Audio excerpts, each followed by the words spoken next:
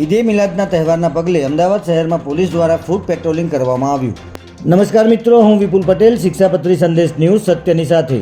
એક નજર આજના મુખ્ય સમાચાર પર.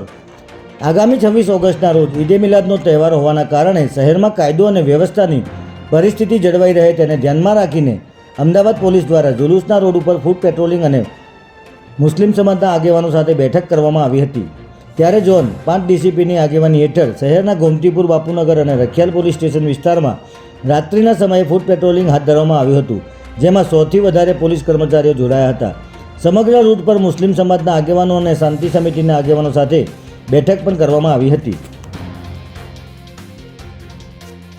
આજ રોજ ગુજરાત પોલીસ ભરતી બોર્ડ દ્વારા રાજ્યના પોલીસ દળમાં પીએસઆઈ, ટેકનિકલ ઓપરેટર અને હેડ કોન્સ્ટેબલ, ડ્રાઈવર, મિકેનિકની વિવિધ જગ્યાઓ માટે લેખિત પરીક્ષા યોજાઈ હતી.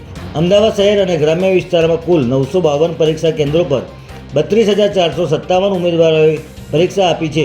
પરીક્ષામાં કોઈપણ પ્રકારની ગેરરીતિ ન થાય અને સમગ્ર પ્રક્રિયા પારદર્શક રહે તે માટે ભરતી બોર્ડ દ્વારા મલ્ટિપલ સિક્યુરિટી લેયર્સ તૈયાર કરવામાં આવ્યા હતા, જેમાં 1100થી વધુ પોલીસ કર્મચારીઓ અને 1500થી વધુ શિક્ષણ વિભાગના કર્મચારીઓ ફરજ પર હાજર રાખવામાં આવ્યા હતા.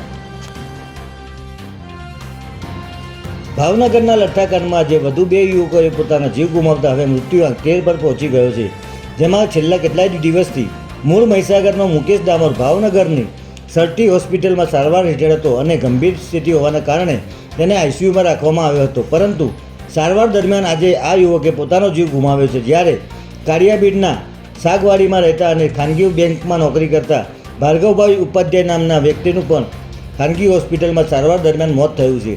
જો કે હજુ પણ ભાવનગરની સિવિલ અને ખાનગી હોસ્પિટલોમાં 3 દર્દીઓ સારવાર હેઠળ છે. જય હિન્દ, જય ભારત.